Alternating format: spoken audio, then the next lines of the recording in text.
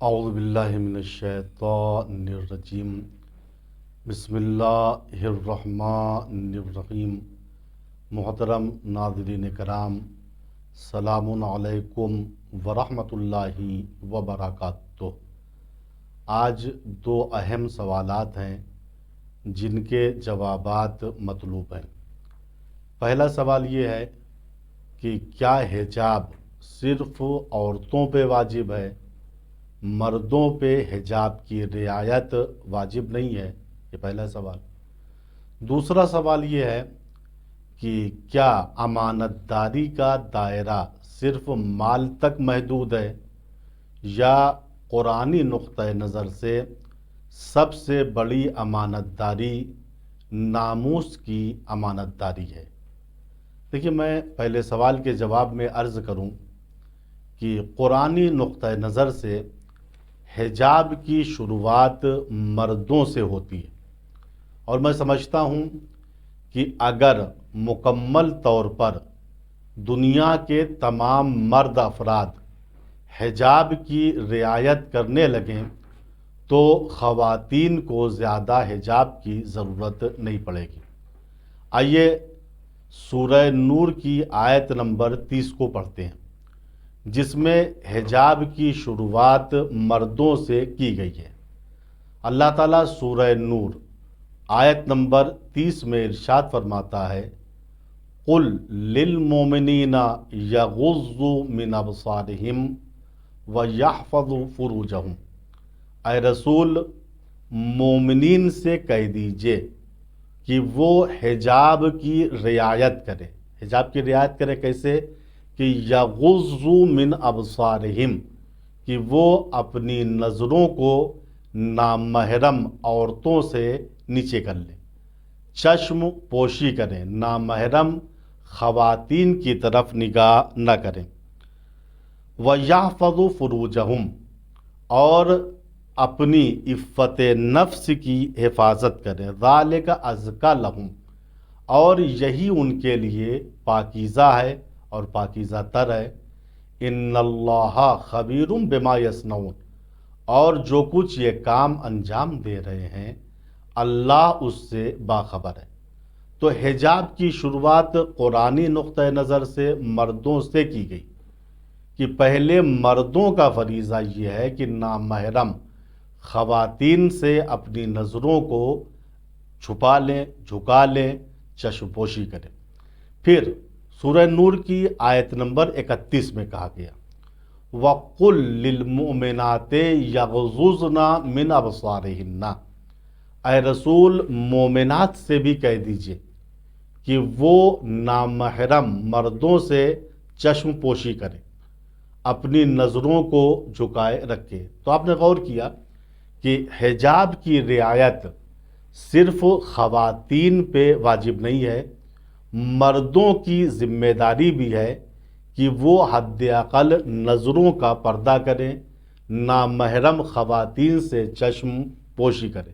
اس کے بعد خواتین کی ذمہ داری میں اضافہ ہو جاتا ہے کہ وہ اپنے پورے جسم کو ڈھانپیں اور چھپائے رکھیں۔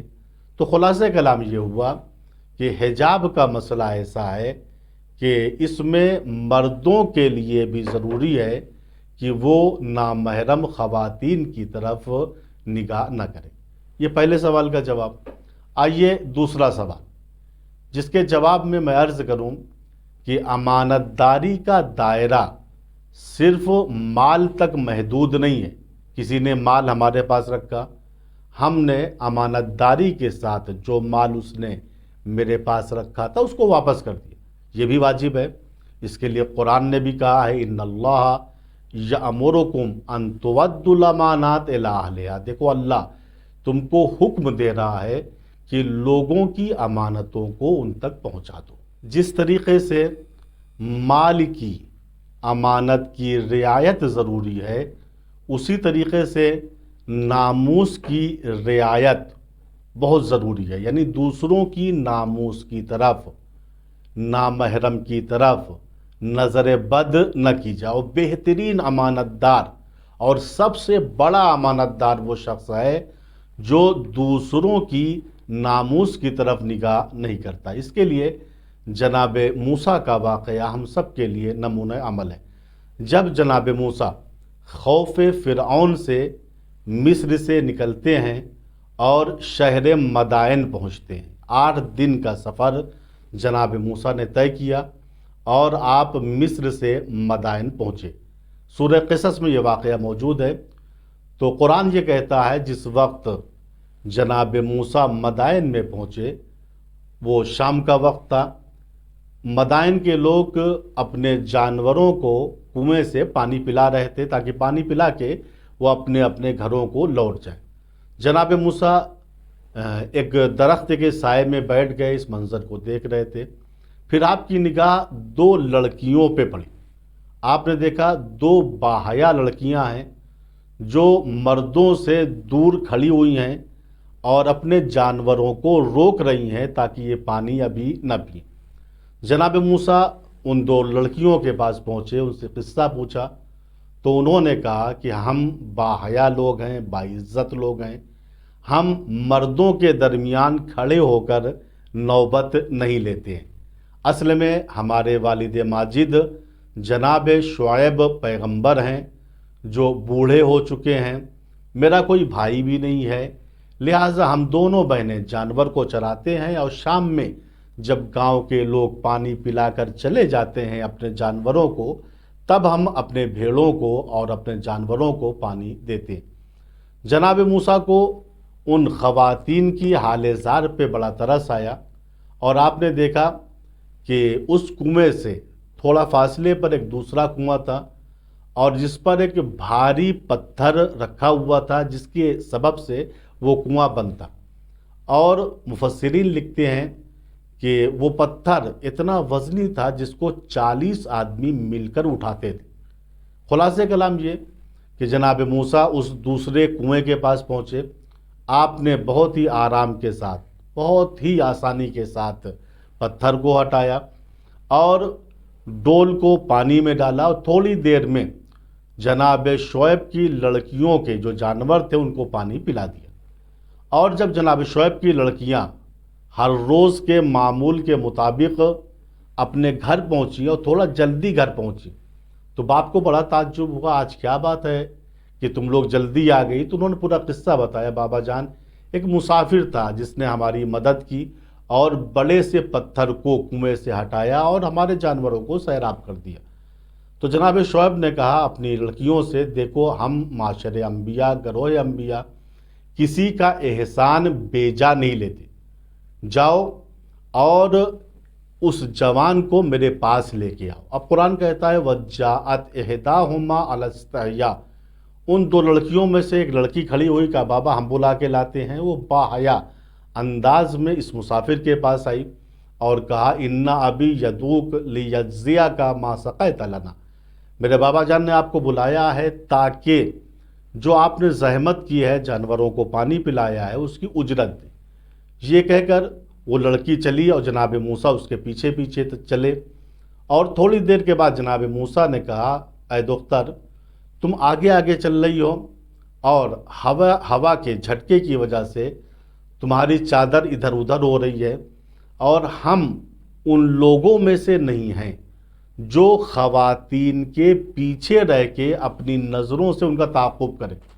تم میرے پیچھے چلو اور جہاں راستہ عوض کرنا ہوا، گلی آئے، وہاں کنکری پھینک دینا۔ خلاصہ کلام اس انداز میں جناب موسیٰ جناب شعیب کے گھر پہنچے اور آپ کی جناب شعیب پیغمبر سے گفتگو ہوئی۔ تھوڑی دیر کی گفتگو کے بعد جناب شعیب کی دختر جو بلا کے لائی تھی جناب موسیٰ کو، جس کا نام صفورہ تھا، اس نے اپنے بابا سے کہا یا ابت استاجرہ ان خیر من استاجرت القوی الامین۔ یہ سورہ قصص کی آیہ کریمہ ہے کہ جناب شعیب کی دختر صفورہ نے کہا کہ بابا جان اس جوان کو گھر میں بطور اجیر رکھ لیجئے۔ کیوں رکھ لیجئے؟ ان خیر من استاجرت القوی الامین، چونکہ بہترین اجیر وہ ہوتا ہے جو قوی اور مضبوط بھی ہو اور اسی طریقے سے ناموس کے بارے میں امانت دار بھی ہو، اور یہ دونوں صفتیں اس جوان کے اندر پائی جا رہی ہیں۔ جناب شعیب نے پلٹ کے اپنی دختر صفورہ سے پوچھا، دختر عزیز، یہ جوان قوی ہے، مضبوط ہے، تم نے اس کو اس طریقے سے جانا کہ جو پتھر 40 آدمی مل کر اٹھاتے تھے اس کو اس جوان نے اکیلے اٹھا لیا، لیکن یہ جوان امانت دار ہے، اس کو کہاں سے جانا؟ تو ایک مرتبہ صفورہ نے کہا، دختر جناب شعیب نے کہا، بابا قصہ یہ ہے کہ میں ان کے آگے آگے چل رہی تھی اور انہوں نے مجھے آگے چلنے سے منع کیا اور کہا ہم ان لوگوں میں سے نہیں ہیں جو پیچھے رہ کے اپنی نظروں سے خواتین کا تعاقب کریں۔ اس سے ثابت یہ ہوتا ہے کہ یہ جوان جہاں قوی و مضبوط ہے وہاں ناموس کے بارے میں بھی بڑا امانت دار ہے۔ یہی سے ایک مزاج یہ ملتا ہے، جو شخص ناموس کے بارے میں امانت دار ہو وہ قرآن کی نظروں میں سب سے بڑا امانت دار ہوتا ہے۔ اور ہمارا فریضہ یہ ہے کہ ہم جب بھی کسی نوکر کو اپنے گھر میں رکھیں، چاہے وہ ڈرائیور کی شکل میں ہو یا گھر میں کام کرنے کی شکل میں ہو، تو صرف ہم اس کے کام کو نہ دیکھیں کہ کام بھیا بہت اچھا کرتا ہے، کام کے ساتھ اس کی امانت داری پہ ہماری خصوصی نگاہ ہونی چاہیے۔ والسلام علیکم ورحمۃ اللہ وبرکاتہ۔